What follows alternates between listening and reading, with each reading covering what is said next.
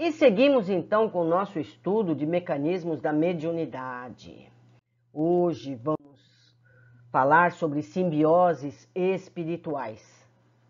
Compreendendo-se que toda criatura se movimenta no seio das emanações que lhe são peculiares, intuitivamente perceberemos os processos simbióticos dentro dos quais se efetuam as influenciações das inteligências desencarnadas que tomam alguém para instrumento de suas manifestações. Muitas vezes, essa ou aquela individualidade, ao reencarnar, traz nos próprios passos a companhia invisível dessa ou daquela entidade com a qual se mostre mais intensamente associada em tarefas e dívidas diferentes. Harmonizadas na mesma onda mental, é possível sentir-lhes a integração, qual se fossem hipnotizador e hipnotizado em processo de ajustamento. Se a personalidade encarnada acusa possibilidades de larga desarticulação das próprias forças anímicas, encontramos aí a mediunidade de efeitos físicos suscetível de exteriorizar-se em graus diversos.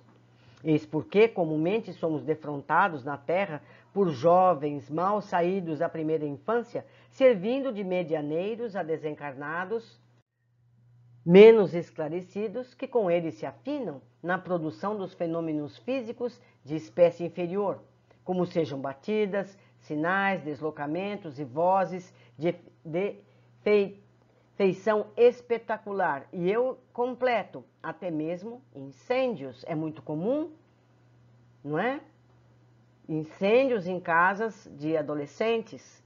Nada mais é que a mediunidade dele mal articulada.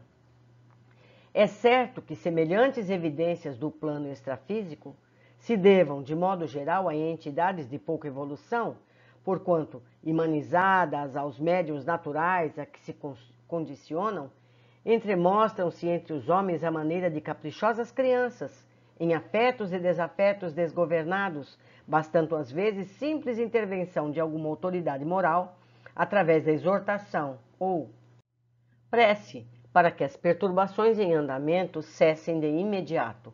Tal eclosão de recursos medianímicos, capaz de ocorrer em qualquer idade da constituição fisiológica, independe de quaisquer fatores de cultura, da inteligência ou de aprimoramento da alma, por filiar-se a fatores positivamente mecânicos, tal qual ocorre nas demonstrações públicas de agilidade ou de força, em que um ginasta qualquer, com treinamento adequado, apresenta variadas exibições. Médium teleguiado. Imaginemos que persista na individualidade encarnada a fácil desassociação das forças anímicas. Nesse caso, temo-la habilitada ao fornecimento do ectoplasma, ou plasma exteriorizado, de que se valem as inteligências desencarnadas para a produção dos fenômenos físicos que lhes denota a sobrevivência. Chegada a esse ponto, se a criatura deseja cooperar na obra do esclarecimento humano, recebe do plano espiritual um guarda vigilante, mais comumente chamado de o guia, segundo a apreciação terrestre. Guarda esse, porém, que diante da esfera extrafísica tem as funções de um zelador ou de um mordomo responsável pelas energias do medianeiro, sempre de posição evolutiva semelhante. Observe, sempre de posição evolutiva semelhante. Então, esse guia não é alguém de altíssima elevação espiritual e tampouco inferior. A posição é semelhante, certo? Ambos passam a formar um circuito de forças sob as vistas de instrutores da vida maior, que os mobilizam a serviço da beneficência e da educação, em muitas circunstâncias, com pleno desdobramento do corpo espiritual do médium, que passa a agir à feição de uma inteligência teleguiada. Daí nasce a possibilidade da constituição dos círculos de estudo das ocorrências de materialização, com os fenômenos de telecinesia a começarem nos REPs e a culminarem na ectoplasmia visível. Já estudamos isso no livro anterior sobre o assunto. Dificuldades do intercâmbio. Não podemos esquecer que o campo de oscilações mentais do médium, envoltório natural e irremovível que lhe pulsa do espírito, é o filtro de todas as operações nos fenômenos físicos. Incorporam-se-lhe ao dinamismo psíquico os contingentes ectoplasmáticos nos assistentes, aliados a recursos outros da natureza, mas ainda aí os elementos essenciais pertencem ao médium que, consciente ou inconscientemente, pode interferir nas manifestações. A exteriorização dos princípios anímicos ainda tem a ver, em absoluto, com o aperfeiçoamento moral. Cumpre destacar, assim, as dificuldades para a manutenção de largo intercâmbio dilatado e seguro nesse terreno. Basta leve modificação de propósito na personalidade medianímica, seja em matéria de interesse econômico, conduta afetiva, para que se lhe alterem os raios mentais.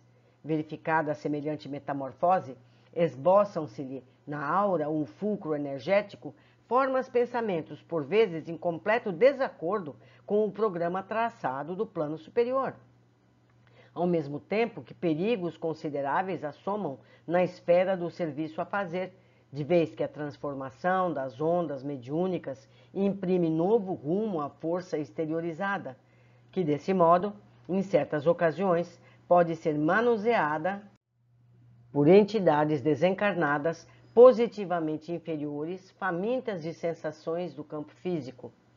Em tais sucessos, perturbações variadas podem ocorrer, desencorajando experiências magnificamente encetadas.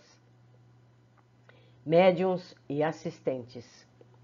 Todavia, é imperioso anotar que não somente o fulcro mental do médium intervém nas atividades em grupo, cada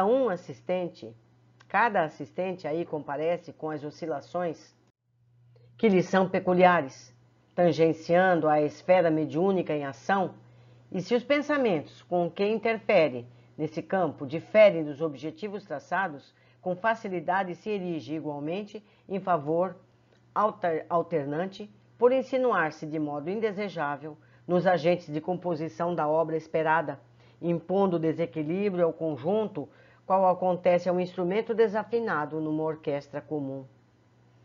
Disso decorrem os embaraços graves para o continuismo eficiente dos agrupamentos que se formam na Terra para as chamadas tarefas de materialização. Se as entidades espirituais sensatas e nobres estão dependentes da faixa de ondas mentais do médium para a condução correta das forças ectoplasmáticas dele exteriorizadas, o médium depende também da influência elevada dos circunstantes para sustentar-se na harmonia ideal.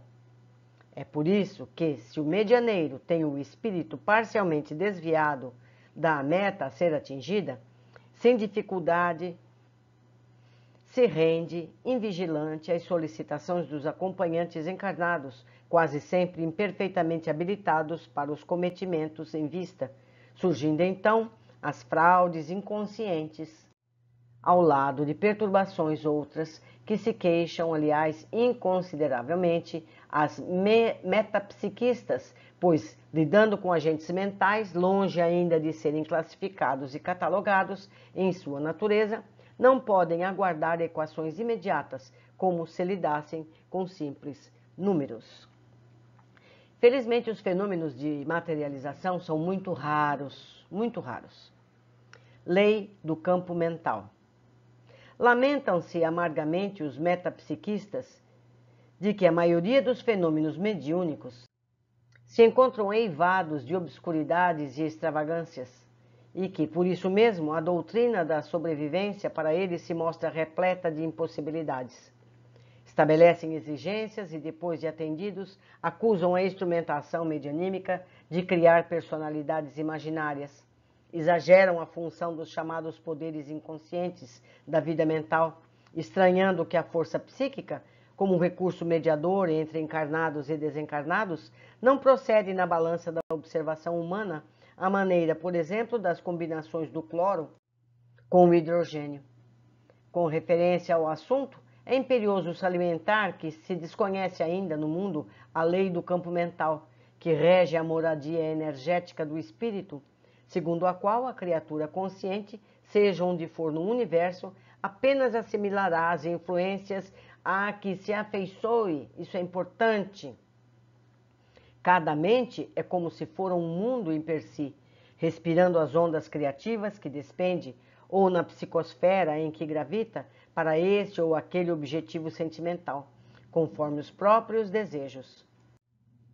Sem o que a lei de responsabilidade não substituiria. Um médium, ainda mesmo nas mais altas situações de amnésia cerebral, do ponto de vista fisiológico, não está inconsciente de todo na faixa da realidade espiritual e agirá sempre, nunca à afeição de um autômato perfeito, mas na posição de uma consciência limitada às possibilidades próprias e às disposições da própria vontade. Futuro dos fenômenos físicos.